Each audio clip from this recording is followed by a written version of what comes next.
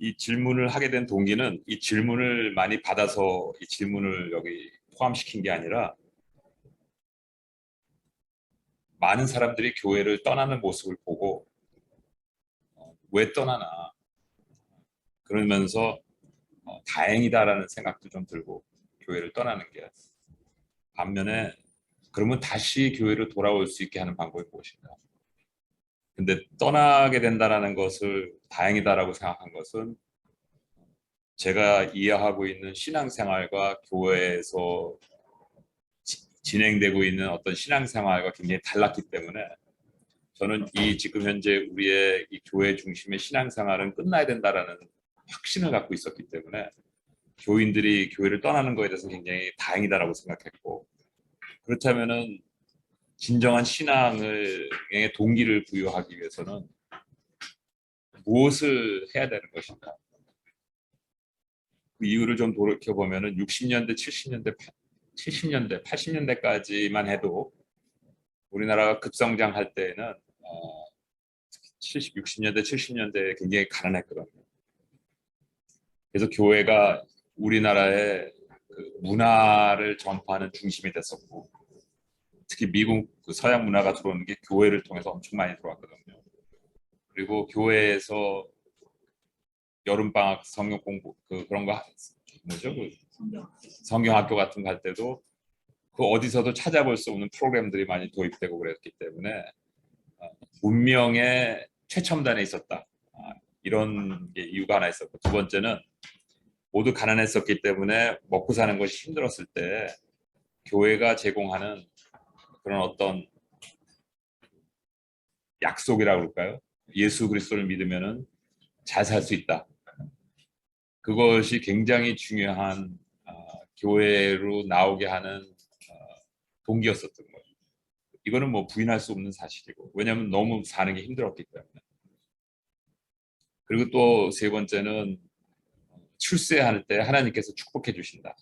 이런 것들. 우리나라의 기독교가 사실 클 수 있었던 것은 그 첫 번째 동기는 뭐였었냐면은 순수한 신앙이었었습니다. 일제시대하에 그 이전에 처음에 들어왔을 때 일제시대 때에는 많은 사람들이 순교하면서 아무것도 원하지 않고 예수 그리스도의 십자가 은혜 하나 가지고 순교할 자신도 있었고 실질적으로 많이 순교하면서 살았었는데 그 시기가 끝나고 경제 성장이 빨리 시작되면서 그 당시에 있었던 우리 선배분들의 신앙은 점점 사라지고 그 다음에 이제 어떤 그 교계가 확장하면서 사회에서 교회에서 장로다 하면은 오히려 어느 정도 인정받는 입지적인 그런 위치가 확대되고 먹고 사는 것들 이런 것들을 통해 교회를 통해서 많이 혜택을 본다라는 생각 때문에 교회가 이제 확장되기 시작했고 그러다가 그것이 어느 정도 되면서 그 교회에서 이 그 초창기의 그 확장, 그러니까 세컨드 웨이브죠. 그 세컨드 웨이브의 그런 확장기가 어느 정도 이렇게 한계선에 도달하면서 그때서부터 이제 나타나기 시작했던 게 뭐냐면 교회에서 프로그램들을 개발하기 시작했어요.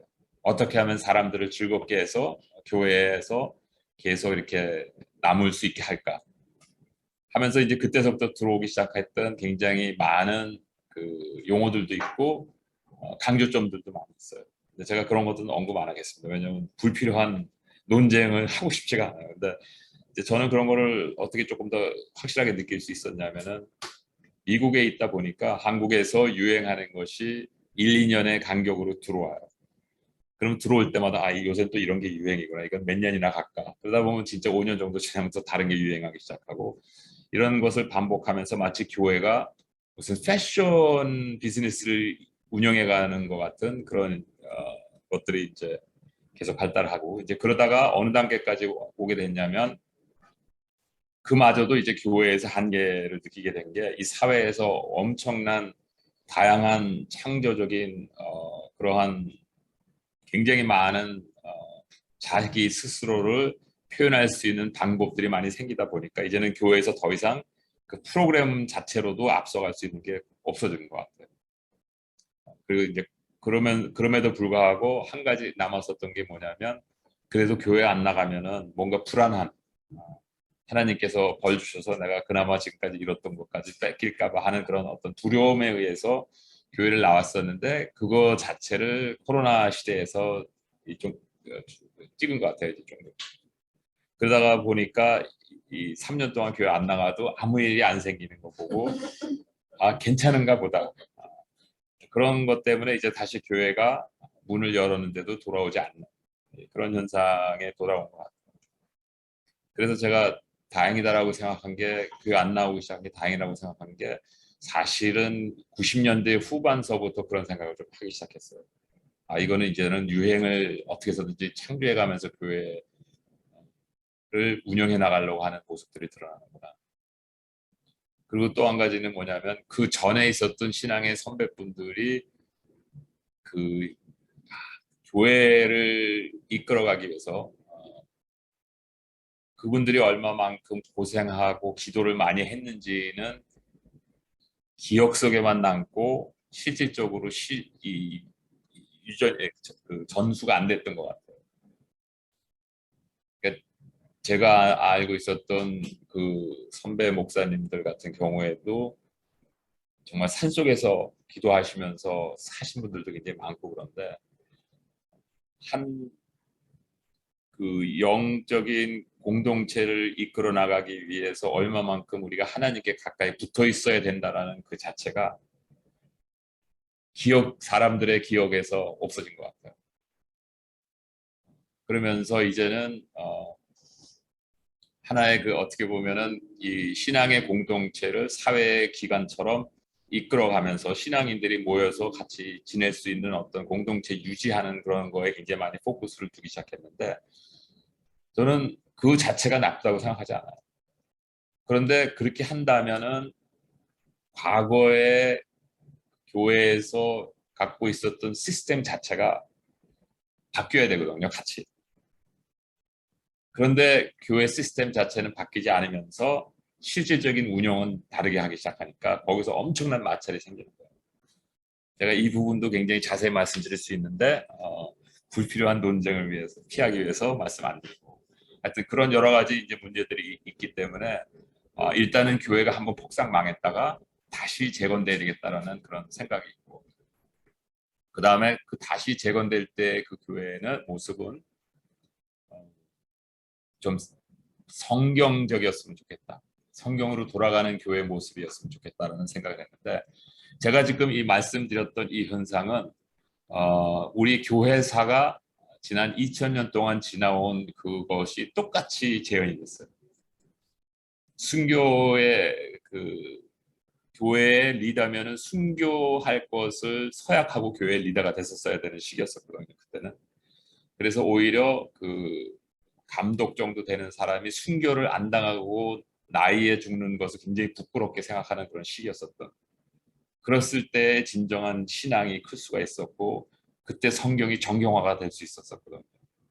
근데 그 시기가 끝나고 교회가 국가의 권력 중심에 들어오기 시작하면서 이 교회라는 개념이 완전히 바뀌기 시작했어요.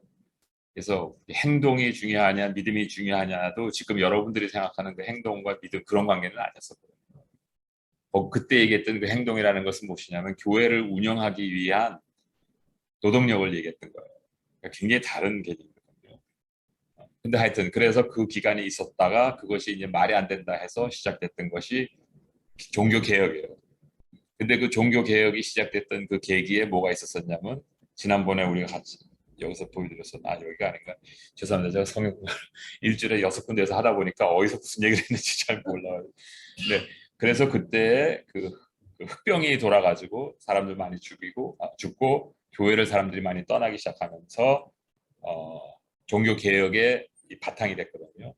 그래서 그 이후에 종교 개혁이 일어나면서 한 번에 뒤집힘이 있었어요. 지금하고 굉장히 비슷한 그런 시기인데 그 2000년의 역사를 우리는 한 50년 동안 지금 한국에서 겪고 있는 것이고 유럽까지 합치면은 한 100년에서 150년 정도 지금 이걸 갖고 있는 거예요. 자 그렇다면은 이제 제가 갖고 있었던 그 의문점은 뭐냐면 그러니까 저는 항상 어떤 그 관점에서 이걸 보냐면 하나님의 나라의 교회의 총책임자는 저다. 저는 항상 이런 마음으로 살거든요. 근데 왜냐하면 제가 훌륭해서가 아니라 내 아버지 일이기 때문에 이런 생각을 항상 하기 때문에 그러면 아버지의 집에 어떻게 하면 다시 사람들을 데려올 수 있지? 이 고민을 가지고 이 질문을 한 거예요. 자, 그래서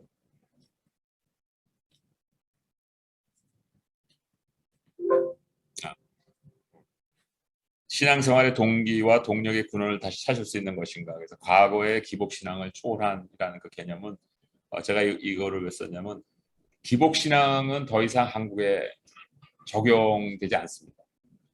그래서 만약 여러분들 가운데에서 아직도 기복신앙 때문에 그 교회를 찾으신다고 그러면은 여러분들은 그 패션에서 아웃 오브 패션 됩니다. 그래서 그 박물관에 모셔두면 좋을.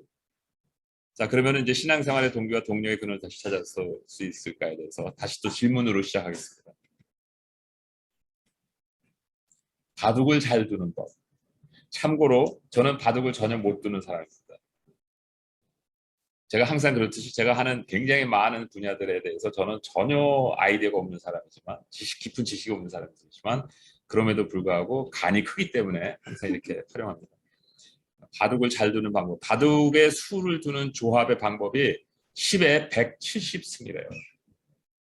그래서 이거는 은하계의 별수가 10에 10승이라고 그러거든요. 그러니까 바둑의 수를 두는 조합의 방법이 어느 정도 많은지 아시겠죠? 그냥 상상만 해보세요. 자, 그런데 알파고라는 것과 알파고 제로라는 프로그램이 있는데 이 알파고와 알파고 제로의 그 알고리즘은 참고로 제가 알고 있는 유일한 알고리즘은 비트코인에서 블록체인 하는 알고리즘밖에 몰라요. 그래서 여기서 정확하게 무슨 알고리즘을 썼는지 저는 모르지만 대충 이렇게 썼겠다라는 그냥 아이디어만 적혀 있어요. 근데 한 가지 확실한 것은 무엇이냐면 두 가지 알고리즘, 알파고의 알고리즘엔 뭐가 포함이 되어 있냐면은 폴리시 네트워크 해가지고 어떠한 선택할 수 있는 전략이 들어가 있었고 알고리즘에 그 다음에 그 전략을 어떤 것을 선택했든 간에 뭔가 좋은 결과가 나오면은 포지티브한 그 밸류를 어사인하는 메커니즘이 있었다라는 거예요. 그 다음에 알고리즘 이 알파고 제로는 어떤 알고리즘이냐면 전혀 그 폴리시 네트워크도 없었고 밸류 시스템도 없었어요. 뭐만 있었다라고 추측이 되냐면 이 바둑을 이겼다라는 그 컨셉이 무엇인지만 그 저기 describe 돼 있는 것 같고 그거를 attain 가장 짧은 방법으로 attain하는 objective function만 주어졌던 것 같아요. 정확한 알고리즘 제가 어떻게 썼는지 상상을 잘 못하겠어요. 자, 그리고 또 한 가지는 뭐냐면 차이점이 전략 향상을 왜냐하면 이것도 러닝 프로세스가 있으니까 무슨 시스템을 사용했는지 저는 잘 모르겠어요. 그러나 하여튼 이 시스템을 사용해서 사람이 두는 그 방법으로 이 폴리시 네트워크가 형성됐기 때문에 실질적으로 사람들하고 계속 붙이면서 러닝을 갖다가 시켰대요. 그러면서 기계도 이제 천부적으로 플러스 이제 했고. 그런데 이 알파고 제로는 그 러닝을 어떻게 했냐면 자기에게 스스로 시킨 거예요. 자기가 스스로 계속 하면서 이제 시킨 거죠. 자, 그래서 어떻게 됐냐면 알파고 제로가 알파고를 이겼어요. 그 여러분들 아시겠지만 알파고의 그 상대했던 한국 바둑 선수가 누구지 아시죠? 이일형이 아니라 이세돌. 그래서 제가 이것을 신앙생활과 비교를 해드리려고 그래요. 왜냐하면 올바른 신앙생활이라는 것은 하나님의 말씀을 이해하고 순종함으로 확립되는 것이다 라고 얘기했을 때 여기서 순종함으로 확립되는 것이다 하고 제가 가로로 빅데이터라고 써놨어요. 자, 그런데 이게 그러면은 실질적으로 뭐냐면 알파고의 알고리즘은 뭐냐면 교리와 전통. 우리 신앙생활은 이렇게 하는 거야. 그 다음에 이런 식으로 여태까지 해왔어. 그래서 너도 이런 식으로 하면 되겠더니 그렇게 실질적으로 해봤더니 뭐 되는 것 같고 그것이 알파고예요. 그 다음에 알파고 제로는 뭐냐면 아무 얘기도 안 해줘요. 말씀만 하나 딱 던져주고 네가 하나님하고 씨름하면서 하나님 찾아가봐. 이게 말씀 플러스 순종 플러스 체험이에요. 그러니까 알파고 제로와 알파고의 차이예요. 제가 그 저하고 굉장히 신앙 색깔이 굉장히 비슷한 사람을 한번 사실 만난 적이 있어요. 한 10년 전에. 근데 그 사람은 목사인데 어떤 목사냐면 젊었을 때 산골 깊은 곳에 제가 어느 나라라고 얘기도 안 하겠어요. 하여튼 굉장히 깊은 곳에 성경책 하나만 들고 들어가서 20몇 년, 25년인가를 거의 외우하고 접촉 없이 성경만 붙들고 선교 생활을 했던 사람이에요. 그래서 그 사람의 모든 지식은 그 성경책에서 나와요. 저하고 신앙관이 굉장히 비슷해요. 왜냐하면 교회에 어떤 영향을 받지를 않았기 때문에 제가 그래서 그 사람을 만나고 나서 다시 한번 확신을 가진 적이 있었어요. 나처럼 이상한 사람이 또 있구나. 자, 그런데 여기서 이제 그 전략 향상은 사람과의 경험이에요. 근데 알파고 제로의 경험은 뭐냐면 예수와 함께. 예수와 함께 말씀과 순종과 체험을 자기 인생이라는 그 플레이를 계속하면서 계속 익혀가는 거예요. 알파고와 알파 제로의 승부는 그래서 어떻게 했냐면 한 가지만 더 말씀드려요. 제가 빅데이터라는 것을 말씀드렸는데 요거는 제가 좀 잘 아는 분야에 대해서 좀 말씀드리면 경제학에서 일반적으로 모델 베이스된 포캐스트하고 프로젝션을 이제 많이 하는데 거기에서 그 모델을 사용할 때 크게 두 가지가 있어요. 하나는 뭐냐면은 이 세 가지라고 해도 하여튼 가장 단순히 시켜서 말씀드리면은 하나는 뭐냐면은 모델을 갖다가 이 스트럭처럴 모델이 있어요. 모든 거 그래가지고 보통 한 경제를 갖다가 표현하는데 한 최소한도 미니멈 한 250개 이퀘이션이 있거든요. 그거를 reduced 폼으로 바꿔가지고 스트럭처를 만들어서 프로그램을 짜는 거예요. 그럴 때 이제 그 프로그램을 짜고 나서 실질적으로 그 실질 데이터를 갖다 주면서 그 파라메트라이제이션을 이제 하거든요. 그러면서 이제 거기 파라미터들을 다 정리하고 그 다음에 이제 거기다가 데이터를 실질적으로 이제 집어넣어 줘가지고 프로젝션 같은 거 이제 하는 거예요. 그게 이제 한 가지 방법이고 또 한 가지 방법은 뭐냐면은 스트럭처 없이 무조건 다 쏟아 부어줘요. 그 다음에 거기에서 릴레이션십을 갖다가 형성하게끔 만드는 거예요. 그래서 뽑아서 줘버려요. 그러면은 이제 첫 번째는 뭐냐면은 뭔가 이렇게 변화가 되면 왜 변화가 있었는지 이해를 할 수가 있어요. 추려서 나갈 수가 있으니까. 저 같은 사람은 이 실질적으로 프로그램 자체를 제가 30대까지는 하다가 그 다음서부터 하도 이게 자주 바뀌니까 이제 지쳐가지고 이 수학적으로 그 이퀘이션만 확인하거든요. 근데 이 실질적으로 그 두 번째 거는 데이터를 그냥 쏟아줘 버리고 나서 하니까 이게 왜 이렇게 되는지 좀 모르는 거예요. 근데 한 가지 확실한 건 뭐냐면 얘가 바뀔 때 얘도 바뀐다. 이거를 아는 거예요. 저는 그 이 문제를 왜 그러냐면 이거를 들었을 때 얘가 바뀔 때 얘가 바뀐다라는 거에 위험성은 뭔지 아세요? 충분한 데이터를 주어지지 않았을 때 전혀 irrelevant한 결과가 나올 수 있어요. 왜냐하면 데이터 리미테이션 때문에. 이 전자의 경우는 뭐냐면은 두 가지 문제가 있는데 뭐냐면 하나는 모델 스페시피케이션을 그 나라에 맞지 않게끔 했을 때 그러니까 미국 경제 모델을 갖다가 방글라데시에 적용했을 때 굉장히 다르거든요. 그랬을 때 이제 문제가 생겼었어요. 제가 했던 이유 중에 하나가 뭐냐면 나라 맡을 때마다 그 나라에 맞춰서 이 이퀘이션 리라이즈 하는 거였었거든요. 그다음에 또 한 가지는 뭐냐면은 이 실질적으로 데이터라는 것이 지금까지는 보통 통계국이나 일반 서베이를 통해서 얻은 데이터만 써요. 그런데 그게 또 무슨 문제가 있냐면 어느 기간과 어느 시점까지만 그 데이터를 갖다가 집어넣어서 파라메터라이제이션을 하느냐에 따라서 결과가 이제 또 다르게 나오거든요. 근데 최소한도 이거는 결과가 이렇게 나오면은 이게 왜 이렇게 나오는지 설명을 할 수 있어요. 스트럭처가 있으니까. 그럼 어떤 게 더 좋으냐? 둘 다 안 좋죠. 둘 다 안 좋아요. 그런데 문제는 뭐냐면 이 내용을 모르는 사람들은 그러니까 이거 실질적으로 이퀘이션을 안 해보거나 이것이 어떻게 해서 이런 데이터가 나오는지 모르는 사람들은 이거 저기 뭐야 돌려봤더니 이 결과가 나왔다고 믿는 거예요. 그런 사람이 제일 무서운 사람이에요. 왜냐면 겁이 없거든요. 자, 제가 이 말씀을 왜 드리냐면 이 문제를 해결할 수 있는 방법은 뭐냐면 AI가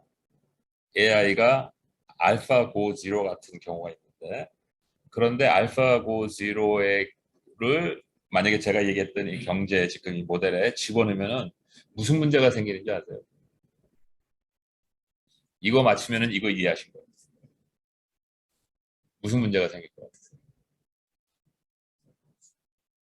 설명할 수 없는 거는 물론이고 또 아까 얘기했던 두 번째 케이스 같은 경우가 생겨요. 데이터 리미테이션 때문에. 왜냐하면 제가 지금 갖고 있는 경제학의 가장 큰 문제가 뭐냐면 우리가 갖고 있는 데이터로 지금 설명할 수 없는 게 굉장히 많거든요.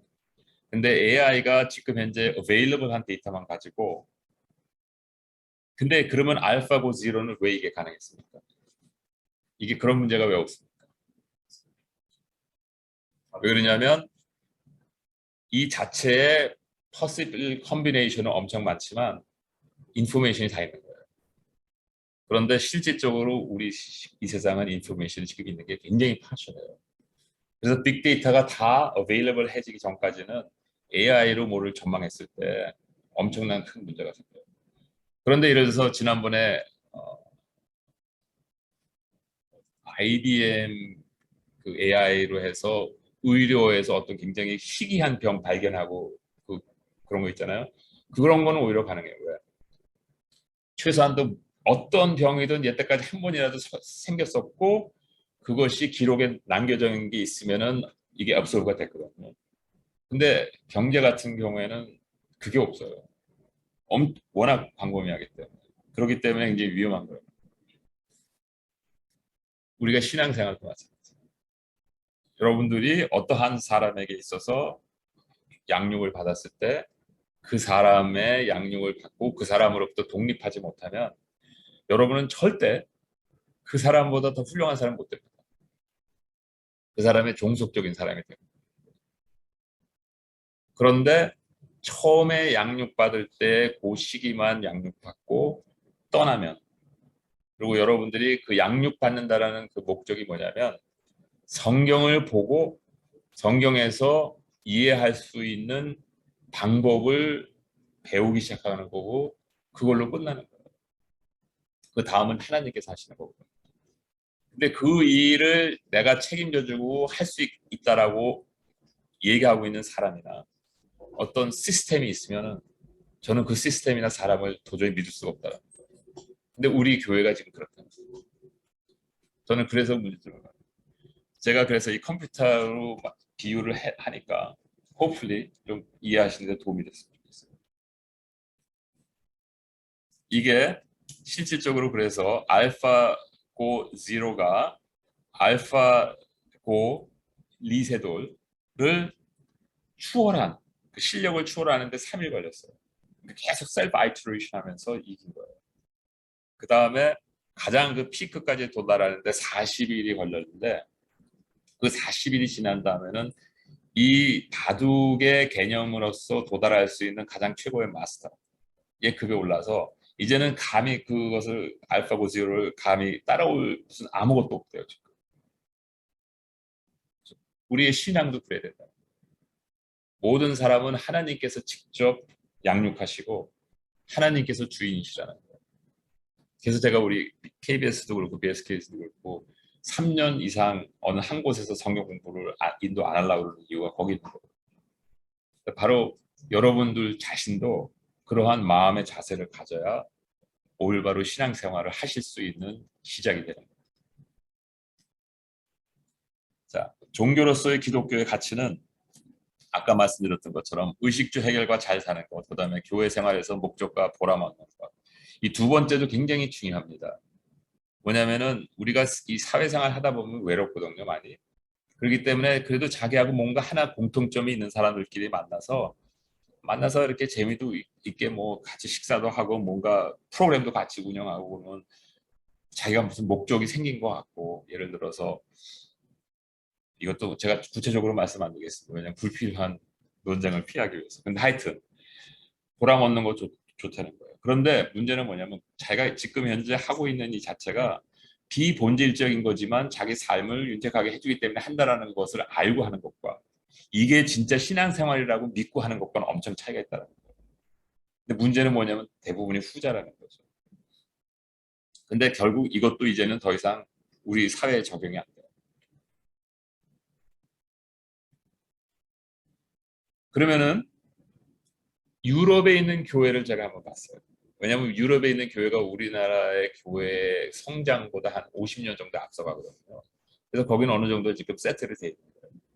그 얘기는 뭐냐면 대부분 교회 안 나가고 교회들이 이제 그 술집으로 많이 변하고 이쁘게도 장식도 차려놓고 뭐 그랬는데 우리나라하고 한 가지 다른 게 뭐냐면 그 전통 때문에 처치 오브 잉글랜드는 이 국가의 하나의 시스템이에요. 그리고 재단이 워낙 커서 굉장히 부자예요. 그래서 그 국회에도 그 처치 오브 잉글랜드의 그 퍼머넌트 시트가 있고 그런 건 좀 다르지만 하여튼 일반인들에 대해서 그래서 기독교 역사가 오랜 사회에서 일반적으로 인식되어 있는 종교의 역할이란 무엇일까 하는 생각을 봤더니 삶의 의미와 목적을 제공해 준다. 그러니까 자기한테 삶의 의미와 목적을 제공해 준다는 게 아니라 보통 당신은 교회가 무슨 일을 하는 것 같을까 그러면 뭐 삶의 목적을 제공해 주겠죠. 뭐 이렇게 생각한다는 얘기예요.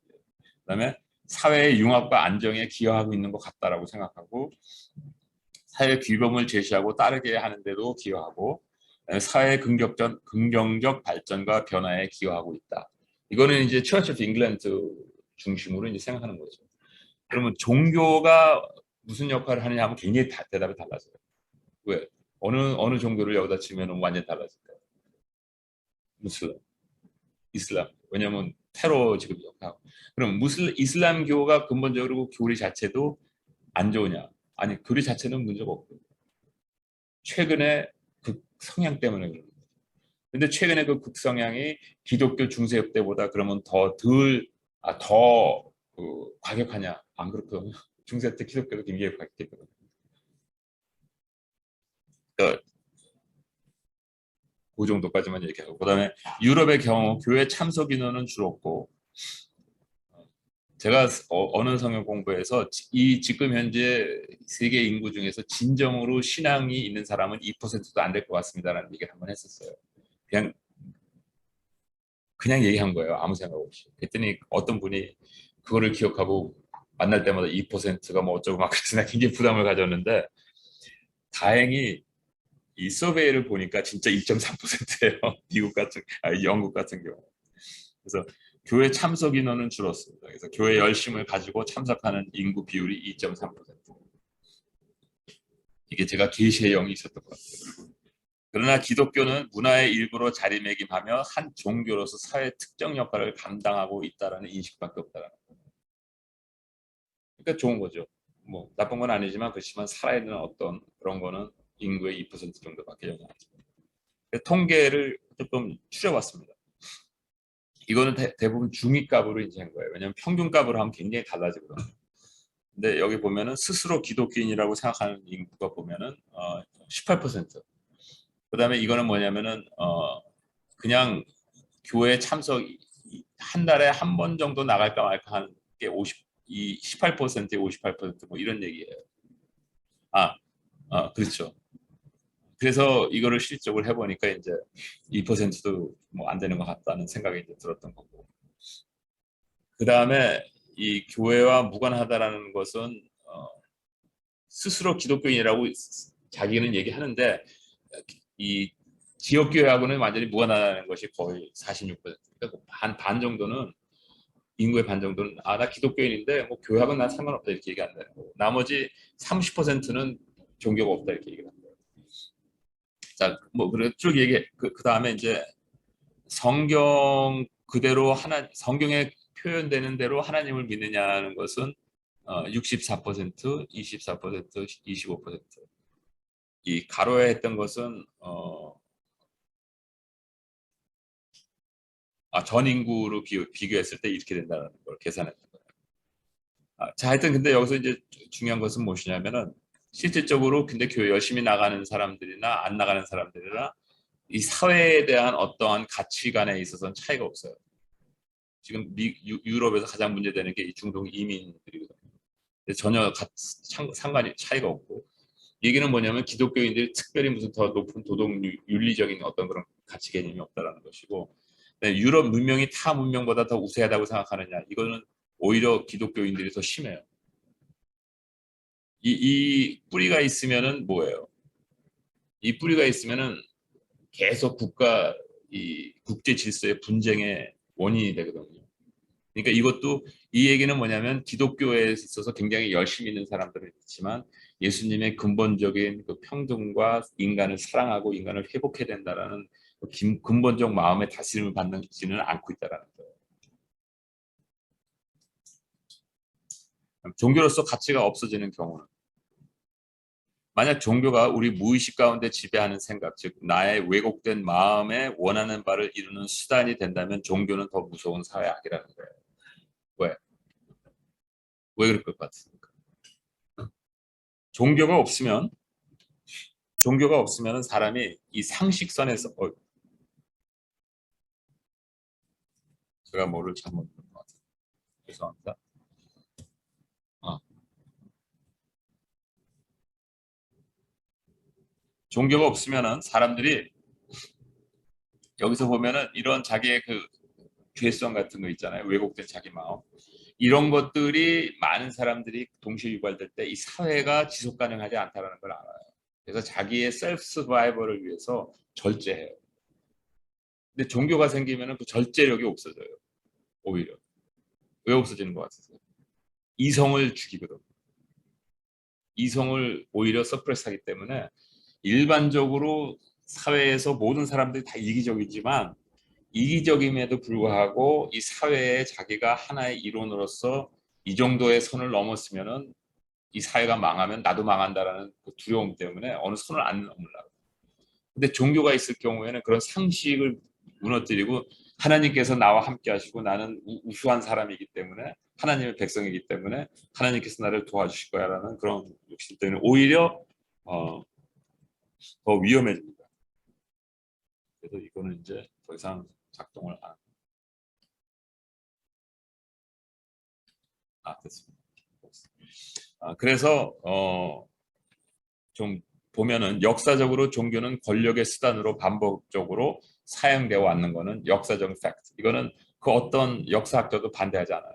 이건 사실이니까. 그래서 상식을 벗어난 명제로 둔갑한 가르침을 가리키고 그러니까 교회에서 이렇게 딱 들었을 때 저건 너무 말이 안 됐다 그래도 아멘입니까? 그러면 아멘 이러거든요 사람들이. 그 다음에 이성을 무시한 맹종. 그다음에 심리적 압박을 이용한 무서운 사후 징벌. 이것이 이제 코로나가 조금 해결될 때 도움이 됐던 거고. 객관성을 초월한 강한 집단적 정신 세계의 주도. 집단적으로 그 교회에서 다 이래야 된다 그러고 아멘 아멘 그러니까 나도 그래야 되나 보다 하는 생각이. 특히 이제 이단에 들어가면 이제 이렇고 이단에 안 들어가도 똑같아요. 그다음에 현실, 즉 과학적 증거를 부인하는 주장들. 그래서 오늘도 아직까지도 그 창세기 1장에서 얘기하는 날이 어두워져서 다시 밝아졌다를 오늘날의 물리적인 하루로 생각하는 사람들이 있거든요. 거기까지만 얘기하고 그냥 불필요한 논쟁을 하고 싶지 않기 때문에. 그 다음에 종교를 악용하는 주체가 만약에 개인의 경우 이단이 탄생하고 인권이 유린당합니다. 그 다음에 국가의 경우는 탄압, 테러 등 그리고 전쟁까지도 일으킬 수 있는 무서운 도구가 종교라는 거예요. 한 가지 예를 들겠습니다. 이게 뭔지 아는 사람? 이거는 선물이 수반되지 않는 질문. 응? 나치의 뭐인 것 같으세요? 응? 나치의 뭐? 나치 군인들의 혁대 이거 고리예요. 바크. 여기 뭐라고 써 있는지 아세요? 여기 뭐라고 써 있는지 아세요? Gott mit uns. 이게 무슨 말이냐면 네. 너무 충격을 받는 것 같은데 독일 나치군은 하나님께서 자신들의 편이라고 생각했어요. 얼마나 무서운지 아시겠죠? 여러분들이 지금 믿고 있는 신앙도 확신하지 마세요. 교인과 사회로부터 외면당하는 기독교. 신앙생활을 하는 나의 목적은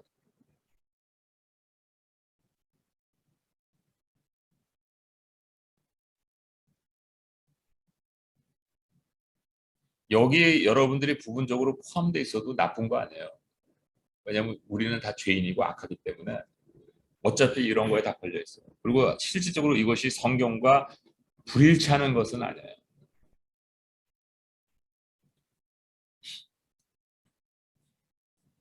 최근에 나타나고 있는 교회의 접근 방법은 뭐냐면 리더 중심적 교리주의예요. 신앙을 종교로서 표현하고 이것이 중세 때의 국가 권력 중심에 들어왔을 때 교회 모습이에요. 관행에 수긍하도록 노골적으로 강요하고 리더 중심적이고 목사나 간사의 의견과 해석에 따르고 의지하게 만드는 거고 그다음에 롤 모델을 종교적 리더도 한정하는 성향이 굉장히 강하고 예를 들어서 무슨 말씀을 전할 때 메시지를 전하다거나 아니면 뭐 간증하고 그럴 때도 그 사람이 그렇게 나쁜 사람이었는데 목사가 됐어요. 그럼 굉장히 훌륭한 사람이 됐다고 생각하는 거예요. 저는 그래서 그거를 도저히 이해할 수가 없어요. 왜 목사 되는 게 훌륭한 사람이지?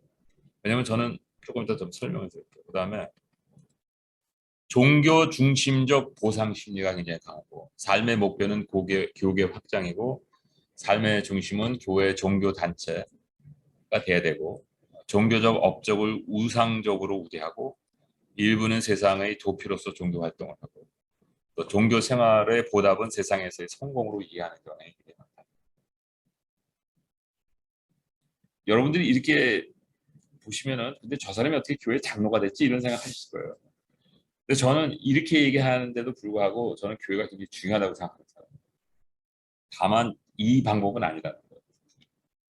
그러니까 현 시대의 특성, 연령을 초월한 현 시대의 상황은 기복신앙이 많이 사라지고 제가 그래서 그랬어요. 여러분들 가운데라도 아직 혹시라도 기복신앙 때문에 교회 나오신 분들이 계시면 여러분 스스로가 박물관에 가서 계셔야 된다는 거예요. 그다음에 교리 중심의 교회 생활은 관심이 없고 교회가 더 이상 이 세상과 관계없고 소수 집단의 이익을 위하여 존재한다라고 생각해요.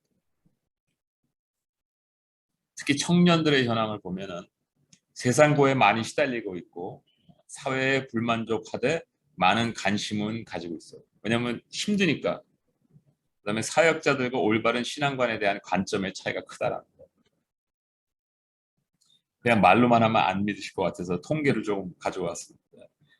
몇 가지만 그냥 보세요. 여기 보면은 어, 진학 취업 준비 활동을 하지 않는 이유 그러면은 집안 사정 때문에.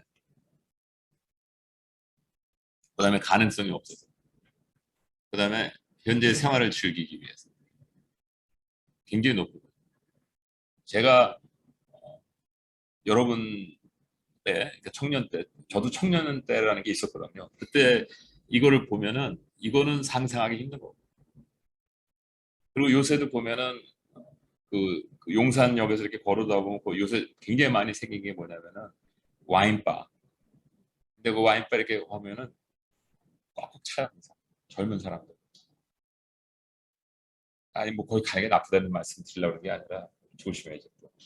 그게 나쁘다는 얘기가 아니라 지금 이 굉장히 힘든 상황 가운데서 돈 쓰는 사람들은 여전히 잘 쓴다라는 거예요. 저는 그게 약간 매치가 안 돼서 그런 거예요. 다른 의미는 없어요. 자, 그 다음에 정치 사회적 현실 만족도는 불만이 많고 그때 관심은 굉장히 많아요. 근데 어떻게 해야 될지 모르고 왜? 굉장히 복잡하거든요, 진짜. 그 다음에 이 청년들의 고민을 볼 때 사회학자의 관심하고 굉장히 달라요. 두 가지만 얘기하면 진로 걱정이 청년들한테는 가장 큰 문제인데 이 사역자들의 관심은 신앙적 고민을 해야기를 바라는 거예요. 여기 문제가 뭔지 아세요? 여기에 가장 큰 문제가 뭔 것 같으세요? 아니요, 관심이 다르고 답이 없는 게 답 없는 못 주는 것도 맞아요. 근데 관심이 다른 건 아니에요. 뭐 때문에 지금 문제예요?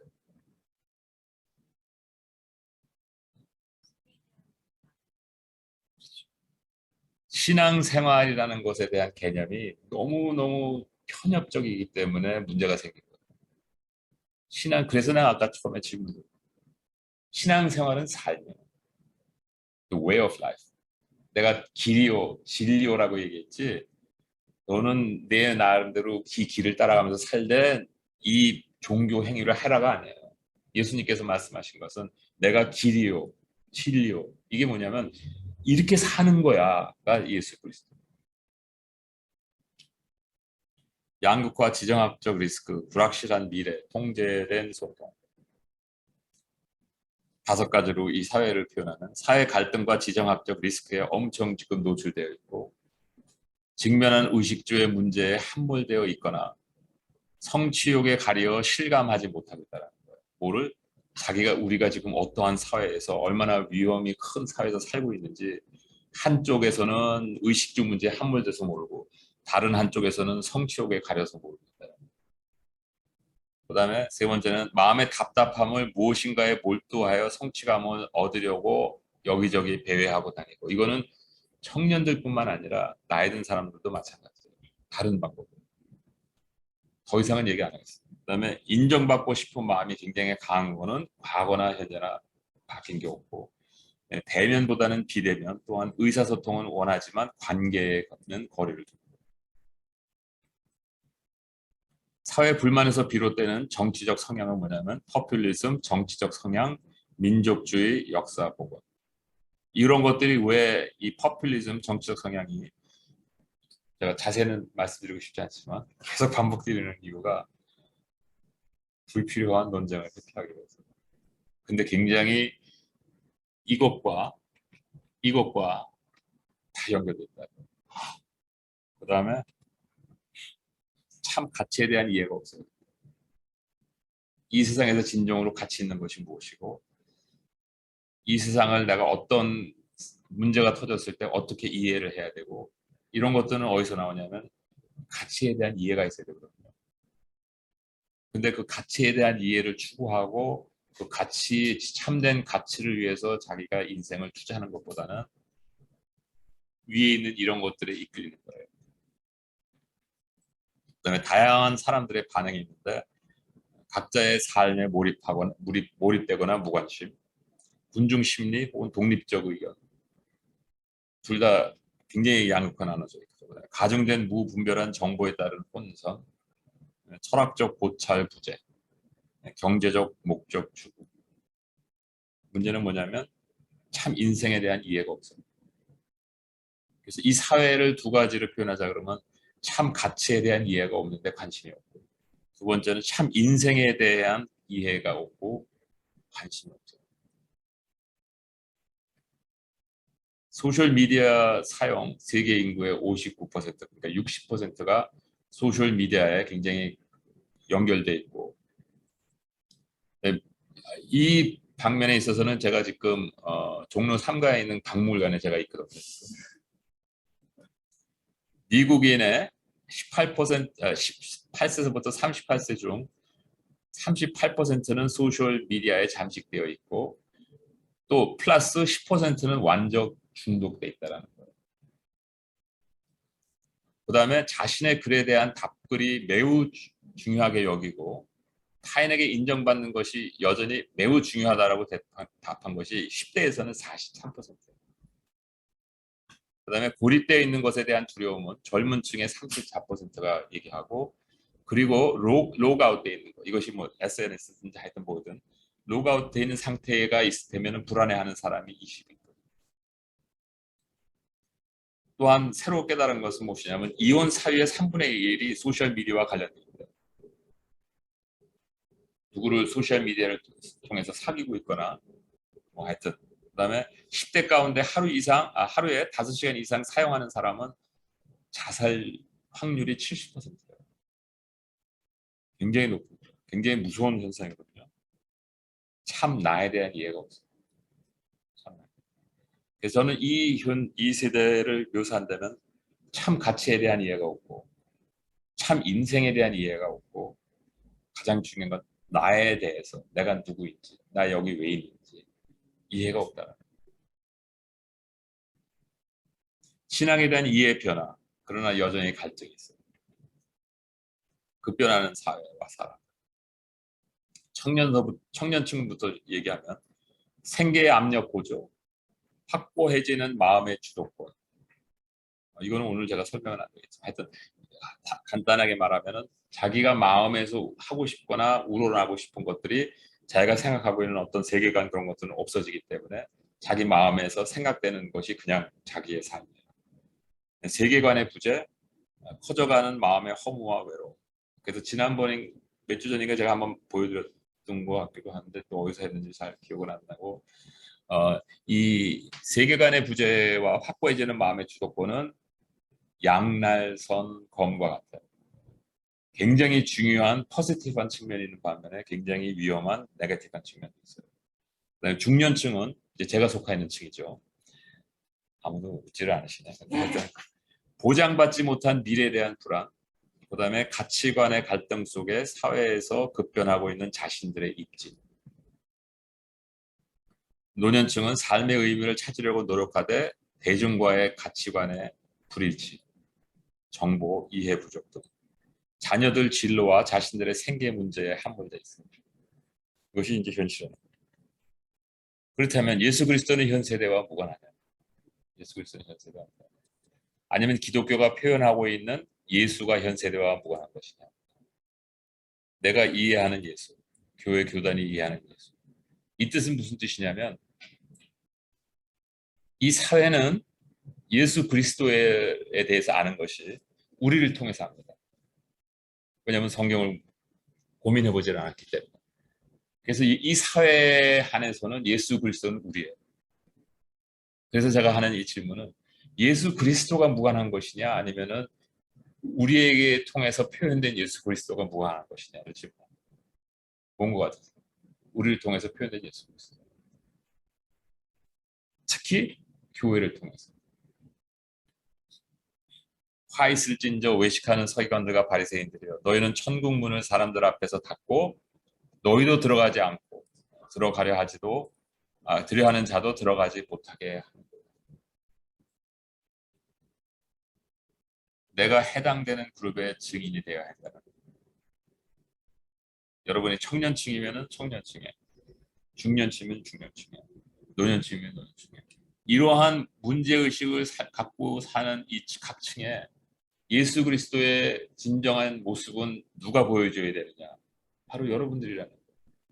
누가 그것을 해답을 찾아서 여러분한테 설명해 주기를 기다리는 게 아니라 바로 여러분들이 이런 고민들을 하셔야 된다.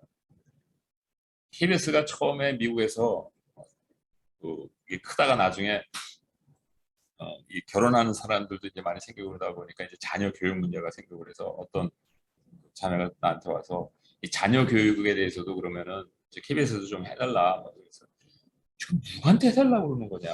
KBS가 내 거냐? 얘기하는 사람이 하라고. 그게 신앙의 공동체거든요. 자기가 문제를 의식을 느끼면은 그 문제 의식을 하나님 앞에 가지고 나가서 해결해서 그 공동체에서 나누면서 크는 거예요. 절대로 나한테 와서 뭐 해달라는 얘기 하지 말아요. 그래서 먼저 우리가 만든 예수의 형상을 그렇기 때문에 철거하는 작업을 해요. 우리가 제일 먼저 해야 될 작업이 교회를 통해서 그리고 혹은 나의 과거의 삶을 통해서 형성되어진 건설되어진 예수 그리스도의 형상이 있다면 그 철거하는 작업을 우리가 최소한도 앞으로 10년 동안은 거기에 집중해야 된다는 거예요. 그거부터 이루어지지 않으면 예수 그리스도가 전달되지 않습니다. 믿음의 삶에 대한 본질, 이해의 회복도 시작해야 돼요. 그 철거 작업이 어떻게 돼야 되냐면 이 방법을 통해서 이제 시작돼요. 믿음으로 산다는 것의 의미. 삶의 모든 영역을 새로운 관점과 자세로 임해야 되는 것이고 하나님의 말씀을 적용하기 위하여 고민하기 시작하며 점진적으로 도입해야 되는 것이고 종교적 차원의 변화는 믿음의 삶을 가능케 하기 위하여 말씀을 묵상하고 가치를 나눌 수 있고 함께 표현할 수 있는 공동체가 형성돼야 된다. 이거를 이렇게 읽으면 맨날 듣던 얘기인데 이렇게 생각하실지 모르는데 약간 다른 각도에서 한번 생각해 보세요. 내가 이것을 여기 지금 이렇게 썼던 이유는 뭐냐면 일반적으로 사람들이 교회에서도 그렇고 처음에 예수 그리스도를 만나서 그 은혜를 체험한 사람들이 그러면 신앙생활을 이제 해야 되겠다라고 판단하잖아요. 마음에 다진단 말이에요. 그래 내가 지금서부터 이제 은혜를 체험했으니까 신앙생활을 해야 되겠다. 그러면 제일 먼저 하는 게 뭔지 아세요? 교회에 등록하는 거예요. 근데 제가 말씀드리려는 건 교회 등록하고 교회 봉사 시작하는 건 신앙생활하고 아무 관계가 없다라는 거예요. 아무 관계가 없다라는 거예요. 신앙생활의 시작은 뭐냐면 내가 길이요. 그 길을 따르기 시작하는 거예요. 그러면 이 교회 등록하는 거는 뭐냐? 그건 후차적인 일이에요. 내가 그 길을 따라가다 보니까 공동체가 필요한 거예요. 공동체를 가다 보니까 여기도 하다못해 이 공동체도 지금 일주일에 한 번 모이는 것도 이 한 번 모이기 위해서 어떤 간사님은 전화 몇 번 해야 되고 뭐 레인지 해야 되고 또 여기 와서 서로 싸우면서 네가 틀렸다 맞았다 그러면서 막 리커넥트 해야 되고 무슨 말씀 드리는 건지 아시죠?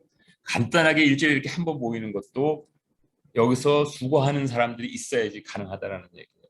하물며 이 세상에 그 수백 명이 또 수천 명이 모이는 그 단체가 운영이 되려면 당연히 수고하는 사람들이 있어야 되겠죠. 제가 그것을 부인하는 게 아니에요. 다만 거기에 봉사하는 것이 신앙생활이라고 생각하지 말아야 돼요. 여기서 봉사하는 거나 교회에서 봉사하는 거는 뭐와 같으냐면 여러분들이 어떠한 모임에 가서 그냥 거기서 그 모임이 좋으면은 운영을 해야 되잖아요. 그러면 그래 내가 다른 사람이 수고했으니까 내가 1년 동안에 이 모임을 운영하는데 내가 좀 헌신하지. 이런 개념이라는 거예요. 그게 교회에서 봉사하는 개념. 그게 신앙생활이 아니라. 신앙생활은 뭐예요? 내가 길이요. 그 길대로 살기 시작하고 다짐하는 것이 신앙생활의 시작. 그러면 신앙생활의 시작이 되려면 어떻게 되겠어요? 자기가 프랙티스를 해야 될 거 아니에요. 그러면 그때 가장 필요한 게 뭐예요? 멘토예요, 멘토. 옆에 누가 있어야 되는 거예요. 아, 저렇게 하는 거구나. 그래서 KBS에서 간사들을 세울 때 다양한 직종에서 세워지는 것이 그렇게 중요하다고 제가 항상 외쳤던 게 그거예요. 사람은 자기가 직접 보고 배워야 되거든요. 처음에는. 왜냐하면 개념이 없으니까. 그런데 여러분들이 예를 들어서 목사한테 배웠다. 뭐를 배우시겠다는 아니 솔직히 뭐를 배우시겠다는 교인들 다루는 거? 교회 운영하는 거? 좀 생각을 해보시라는 거예요. 신앙생활은 the way, 길이에요, 길. 예수 그리스도께서 가르쳐 주신 삶의 방법. 그게 신앙생활이에요. 그렇기 때문에 여러분들은 스스로 개척해 나가요. 그러니까 똑같은 신앙 그 the way 때문에 제가 예를 들어서 제 직장에서 제가 얼마나 힘들었는지 아세요? the way 때문에. 왜? 쉽게 한 나라를 조금 이해되죠. 한 나라를 분석해서 이제 오잖아요. 그러면 그때 이제 워싱턴 컨센서스라는 게 있어요. 모든 사람들이 동의하는 어떤 스탠다드 어드바이스. 그거 그냥 스탠다드 어드바이스에서 그냥 넣으면 굉장히 편하거든요. 그리고 출세하려면 어떻게 해야 되냐면 그 스탠다드 어드바이스 위에 있는 사람들이 가장 싫어하는 게 뭐냐면 골치 아픈 거예요. 워낙 많은 일을 하다 보니까 자기가 더 생각하는 일이 오면 굉장히 싫어요. 그래서 그거를 또 스탠다드 프랙티스를 갖다가 레코멘데이션을 하고 그거를 아주 짧게 명료하게 써서 딱 봤을 때 딱 읽고 이거 말 된다. 그런 걸 가장 좋아하는 게 비싸다. 그래서 출세하려면 어떻게 해요? 그걸 잘 맞춰드려야 돼요. 근데 저 같은 사람은 어떻게 해요? 아주 고생하게 만들거든요. 그러니까 아주 싫어하는 사람의 대표적인 예인데 왜 그러냐? 저는 그 사람들 만족시키는 것보다 그 나라를 위해서 제가 쓰는 거거든요. 그러니까 이 스탠다드 그런 거를 항상 바꿔야 돼요. 그러니까 위에서 뭐라 해요? 너는 왜 맨날 이렇게 그냥 이상한 것만 제안을 하냐 이러는데 그 나라가 그런데 어떻게 하겠어요? 그러니까 아까 제가 말씀드렸잖아요. 그 모델을 해도 그냥 그 모델을 사용하는 게 아니라 그 모델을 제가 바꾼다고 그랬잖아요. 이 나라에서는 이 어삼션이 더 이상 적용되지 않아.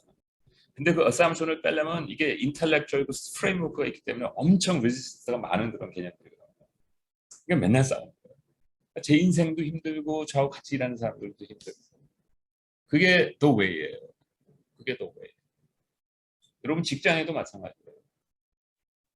근데 친구 중에 오늘 김 목사 안 나왔지만 하여튼 제하고 저하고 김 목사하고 그 가장 그 옛날 IBF에 있을 때 셋이 가장 친했던 친구가 하나 있는데 이름은 내가 얘기 안 했어요. 이 친구가 그 대기업에 들어가서 그 회계 행정 아니야 경영학을 공부했는데 회계학은 이제 김 목사가 회계학을 했고 그 친구는 이제 경영학을 했는데 격리 그 팀에 들어가가지고 이제 거기서 이제 책임 맡고 이제 뭐 하다 보니까 이게 또 힘들게 하는 게 여기 있어요. 그래서 결국은 잘렸거든요. 그래가지고 중소기업에 가서 일하다가 거기도 또 똑같잖아요. 이제 사이즈만 작다는 거죠. 도저히 난 이제 이 사회에서 못 살겠다 해서 그만두고 해외에 그냥 이민을 갔어요. 그래서 거기 가가지고 이제 자격증을 따서 회계사로 이제 일을 하다 보니까 주로 이제 그 나이 들어서 갔으니까 한국 비즈니스 하는 사람들만 또 상대했더니 거기서도 또 여기서 간 습관이 어디 가겠어요. 그러니까 또 이제 그거를 요구하는 거예요. 그러다 보니까 커스터머들이 계속 잘리는 거죠. 왜냐면 이 사람은 법대로만. 그래서 제가 그 제 아내하고 이제 방문하러 갔을 때 그 부인을 만났더니 부인이 난 이 사람 때문에 힘들어서 인생 못 살겠어. 그러는 거예요. 그게 더 왜예요. 그게 더 왜예요. 여러분들한테 순교당하는 사람 없잖아요. 그렇다고 해서 우리 신앙의 생활이라는 것이 신앙생활은 왜 사람들이 교회 생활을 프리퍼 하는지 아세요? 세상 사람들하고 세상에서 똑같이 살다가 일주일에 한 번만 여기서 열심히 하면 자기의 어플리케이션이 다 됐다고 생각하거든요. 훨씬 더 편하거든요. 근데 그거는 더 웨이가 아니라는 거예요. 그다음에 종교 활동에 참여하는 것이 아니라 믿음으로 사는 삶의 결과는 하나님께서 너 믿음으로 살기 때문에 축복해 주시겠다. 뭐 그다음에 이 진리의 예외를 주시겠다 이런 게 아니에요. 진리의 적용 꼭 그대로 받고 그러니까 자연 섭리 그대로 받고 창조 원칙에서 예외될 수 없다는 거예요. 다른 사람 고통받는 일이 있으면 여러분 똑같이 고통받아야 되는 거고 하나님께서 의인과 악인에게 똑같이 비를 내려주신다는 개념. 인과 응보가 확실하게 임함. 오히려 더 확실하게 임하고 상황과 타인의 계략에 휩쓸리지 않은 그러나 여러분들의 믿음의 삶이 있다면 절제하는 마음을 주시다. 두려워하지 않는 마음, 사랑하는 마음, 절제하는 마음이 살이 분별하는 마음 그런 마음을 주신다 그랬다. 믿음의 삶은 단거리를 질주하는 것이 아니라 장거리를 규칙에 따라 달리는 것이다. 사회 제도 내의 교회는 신앙은 사회 제도 내에서 인정한 자격증으로 다루어질 수 있는 테두리를 훨씬 초월한 영육의 실존의 문제라는 거예요. 즉 이 얘기는 뭐냐면 그 어떤 인간도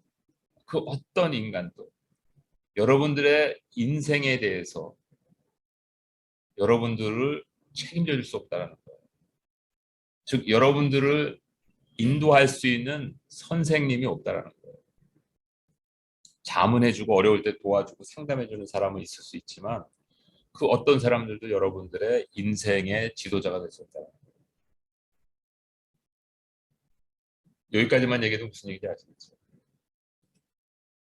자, 교회 성직자, 목사의 경우 자격증은 그러니까 목사 자격증을 얘기하는 거예요. 자격증은 사회 내에 교회가 특정 역할이 주어질 경우 필요한 겁니다. 무슨 뜻이냐? 우리가 지금 현재 여기서 예를 들어서 BSK를 보면 우리는 사회 특정 내에 등록되어 있지 않잖아요. 그렇기 때문에 이거는 굉장히 자유로운 거예요. 그래서 아무도 자격증이 필요 없어요. 그럼에도 불구하고 예를 들어서 제가 말씀을 증거하고 그럴 때는 어떤 제가 영적 어서리티를 가지고 얘기하면은 어떤 교회에서 목사가 설교하는 거하고 똑같은 어서리티가 있고 그렇다고 해서 무슨 자격증이 필요한 게 아닙니다. 다만 그러면 교회의 목사가 되는 것은 왜 자격증이 필요하냐? 교회라는 것은 사회에서 인정된 인스티튜션 중에 하나거든요. 그럼 그 인스티튜션이 사회에서 어떤 역할을 해야 되는지에 대한 백그라운드가 있어야 될 거예요. 그거는 알아야 된다. 그러면 최소한도 그걸 아는 사람한테 자격증을 주자. 이거는 세이프티 넷을 얘기하는 거거든요. 그런 의미에서 성직자가 자격증이 있어야 되는 거는 사실. 근데 다른 의미가 아니라 의사, 계리사 이런 자격증이 있는 거하고 똑같은 거예요. 하나님의 나라의 원칙을 보여드리겠습니다. 오늘날에 있어서 하나님의 나라에는 저와 하나님과 그 중간에 그 누구도 없어요. 하나님과 나와 직접 연결됐을 때 내가 변화되고 내가 변화되는 옆에 있는 사람이 변화되는 것이 하나님과 내가 멘토로서 하나님께서 직접 변화시킵니다. 이런 식으로 되는 거예요. 이것이 에클리시아예요. 그래서 이 에클리시아를 사회에 표현하기 위해서 우리가 지역 교회라는 것도 만들어야 되고, 그다음에 어떨 때는 선교 단체도 등록해야 되는 것이고 그런 거예요. 복음은 모든 상황의 세대에 적용되는 진리이다는 거. 복음은 예수의 복음은 보게 하고 자유케 하는 거. 진리를 알게 하는 거. 언약과 의식주가 있다라는 거. 이것이 없어진 게 아닙니다. 언약과 의식주가 있습니다. 제사장의 역할은 이 땅에서 사회 안에서 이 사회가 이제는 다윗 왕입니다. 사회 안에서의 책임이 따른다는 거예요. 예수의 모습 그대로 증거가 되어야 되는 것입니다. 그 예수의 모습 그대로 증거될 때 예수께서 서서 외쳐 가라사대 누구든지 목마르거든 내게로 와서 마시라. 이 사회처럼 이 시대처럼 목말라 하는 사람이 많은 세대가 없었어요. 엄청 목말라 하는 사람들이 많아요. 상당히 많은 사람들이 방에서 나오지도 않고 목말라 하는 사람들이 되게 많아요. 나를 믿는 자는 성경의 이름과 같이 그 배에서 생수의 강이 흘러나리라 하시네. 왜 이렇게 엄청나게 목말라 하는 사람들이 많은데 왜 예수께 나오지 않나요? 왜 예수께 안 나오는 거예요? 우리가 그 문 앞에 서서 가리고 있는 게 아니냐. 이는 그를 믿는 자의 받을 성령을 가르쳐 말씀하신 것입니다. 성령께서 임하실 때 많은 사람들을 목말라 하는 사람들에게 생명을 다시 회복시켜 줄 수 있어요. 삶의 의미와 동력을 회복시켜 줄 수 있어요. 마음의 수술이 동반되는 작업. 하나님의 말씀은 살았고 운동력이 있어 좌우의 날선 어떤 검보다 예리하여 혼과 영과 및 관절과 골수를 찔러 쪼개기까지 하며 또 마음의 생각과 그 뜻을 감찰하시나.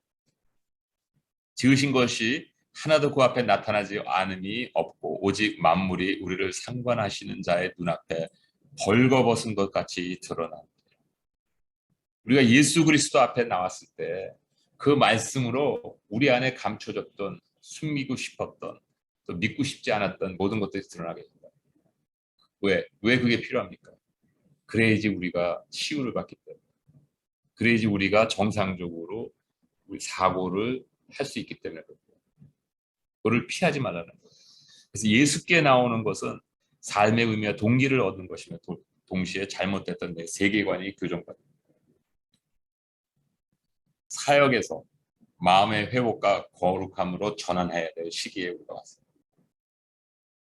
마지막 이게 마지막이 아니라 요거는 그냥 제가 사실 교회에서 그 수요일날 신학당에서 말씀에서 전파한 건데 내용을 쓰려고 그러다가 이미 있어서 그냥 제가 따온 겁니다. 제가 지금 고백하는 거예요. 편하게 하려고 이거 썼더라고요. 자, 사랑이 있고 하나님께서 이 사랑을 표현하시기 위해서 원칙을 만드셨어요. 이 원칙이 뭐냐면 의예요. 하나님의 공의는 하나님의 사랑을 표현하시기 위한 하나님께서 선택하신 방법입니다. 그 다음에 그 핵심에는 선택이라는 것이 있었고 사람의 실체의 결정을 하기 위한 방법에 의해서 역으로 양면성이라는 원칙에 의해서 하나님의 공의가 세워진 거예요. 그래서 하나님께서 원하셨던 건 뭐냐면 이 선택이라는 것을 통해서 하나님과 같은 수준에서 독립적으로 사고할 수 있는 피조물을 만들기를 원하셨더니 하나님이 되기 이전에 그 선택할 수 있는 권한을 줬더니 100% 타락할 수밖에 없어요.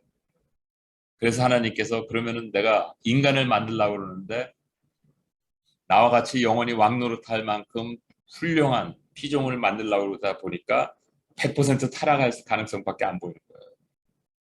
그런데 그거보다 덜한 피조물을 만들려고 그러다 보니까 종속적인 거예요. 선택이 아니라 로봇처럼 프로그래밍 돼 있기 때문에 하나님을 섬길 수밖에 없는 피조물이 되는 거예요. 고민하고 있었어요. 그때 누가 나왔습니까? 예수 그리스도께서 나오신 거예요. 요한계시록. 그래서 그 두루마리를 손에 받으시고 그래서 뭐라냐면 하나님 뜻대로 하십시오. 그러면서 이 타락의 가능성이 100%인데 그거를 제가 감사했습니다. 이게 십자가의 사랑이에요. 그래서 그걸로 사랑이 입증된 거예요. 그래서 다른 이로서 구원을 얻을 수 없나니 천하 인간의 구원 얻을 만한 다른 이름을 우리에게 주신 일이 없어요. 그래서 하나님께서 가장 기뻐하시는 게 뭔지 아세요? 우리가 예수 그리스도와 함께 사는 거예요. 그와 교제하는 거예요. 왜? 하나님께서는 자기가 주실 수 있는 가장 큰 걸 희생하셨거든요. 근데 우리가 가장 하나님을 간에게 노역해 할 수 있는 게 바로 뭐냐면 가장 귀한 걸 준 것을 무시하는 거예요. 가장 귀한 게 예수 그리스도. 왜? 그 자체를 통해서 우리가 살 수 있기 때문에. 말씀을 통한 성령의 역사가 이제 시작될 때 우리는 피조물의 완성체에 도달하게 될 수 있어요. 우리는 지금 이 단계에 와 있어요. 마지막 단계. 마음의 이제 온전함. 사역에서 마음이 성숙한 단계에 들어가는 시기에 하나님의 신실하시라는 개념은 성경에서 얘기하는 신실하시라는 개념은 뭐냐면 이 하나님의 의를 바꾸시지 않는다는 이 얘기는 뭐냐면 하나님의 이 사랑의 계획을 끝까지 수행하시겠다라는 것이 신실하심이라는 개념이고 의롭다라는 공이라는 것은 사랑과 반대되는 개념이 아니라 사랑의 표현에 선택하신 방법 그리고 그 사랑의 방법에 선택하신 방법에 문제가 생기는 것을 보충하는 것이 희생이고 그 희생의 100%가 예수 그리스도. 우리는 그러면 어떻게 복음을 전해야 되느냐? 성령의 생명의 법. 나의 역할은 지난번에도 한번 ESK 전체 모임 때 제가 보여줬던 거 조금 바꾸고 나의 역할은 욕심 없이 인내하며 신실하게 나에게 주어진 인생을 살아가는 거예요. 하나님의 역할을 적절하게 섬세하게 철저하게 하신다는 거예요. 하나하나 설명할 게 굉장히 많지만 시간상 적절하게 섬세하게 철저하게 그 다음에 나의 자세는 겸손, 무판단, 사랑 말씀대로 살면 복음의 가치가 전달될 수 있습니다. 우리가 말씀대로만 살면 고민하시지 않아도 돼요. 내가 어떻게 하면 이 세대에 예수 그리스도를 전할 수 있을까 고민하시지 않아도 돼요. 어떻게 하면 돼요? 여러분들이 the way 하나님께서 말씀하신 내가 길이요 했는데 그 길대로만 살면 돼요. 다른 거 뭐 하시려고 고민하지 마세요. 왜? 다른 거 고민하시면 뭐가 됩니까? 문제만 더 복잡하게 만들어요. 문제를 망가뜨리는 거예요. 그리고 여러분들이 고민한 만큼 하나님이 아닌 다른 것이 나타나요. 여러분 그냥 the way 따라가세요. 이는 너희가 흠이 없고 순전하여 어그러지고 거스리는 세대 가운데서 하나님의 어떤 흠 없는 자녀로 세상에서 그들의 가운데 어떻게 빛으로 나타나게 합니다. 이게 우리가 이 시대에 해야 할 예수 그리스도에 전달해야 될 모습입니다. 자, 판단하지 말고 정죄하지 말고 온유하고. 예수님께서도 판단하시지 않았어요. 제가 이 말씀 드리는 게 뭐냐면 여러분 옆에 있는 사람이나 이 사회에 대해서도 자꾸만 판단하려고 그러지 마시라는 거예요. 여러분들이 해야 되는 건 뭐예요? 내가 해야 되는 게 무엇인지 그거를 이해하고 깊이 묵상하고 알아가시라는 거예요. 저 사람 왜 저래? 자꾸만 판단하시죠. 왜? 예수님도 판단하시지 않았어요. 판단한다는 건 뭐예요? 정죄한다는 얘기예요. 정죄하지 말라는 거예요. 하나님이 그 아들을 세상에 보내신 것은 세상을 심판하려 하심이 아니요 저로 말미암아 세상이 구원을 얻게 하려 하십니다. 예수님께서도 이러시는데 우리가 누군데 우리도 그냥 예수님 흉내만 냅니다. 저를 믿는 자는 심판을 받지 아니하는 것이요. 왜? 믿지 아니하는 자는 하나님의 독생자의 이름을 믿지 아니함으로 이미 벌써 심판을 받았기 때문에 그거는 뭐예요? 하나님께서 우리에게 주신 창조 질서 원리 내에 이미 내재되어 있기 때문에 우리가 판단하지 않아도 그냥 순리대로 다 된다는 거예요. 우리의 한계선을 아는 것도 중요해요. 지금 무슨 뜻이냐면 살리는 것은 영이니 육은 무익하니라. 내가 너에게 이른 말이 영이요 생명이라. 이러므로 제자 중에 많이 물러가고 다시 그와 함께 다니지 아니하니라. 바로 이 많이 물러갔던 사람들이 오늘날에도 굉장히 많이 물러가고 있습니다. 그런데 그 물러가는 것 보고 낙심하시지 말라는 얘기예요. 왜? 하나님은 사람이 물러간다고 해서 하나님의 영향력이 여기서 약해지는 것도 아니고 하나님의 어떤 계획이 상하는 것도 아니에요. 그냥 우리 생각에 그런 거지. 그렇기 때문에 우리가 해야 할 것은 무엇이냐면 내가 아는 것만큼 내가 가야 하는 길 묵묵히 가시는 거예요.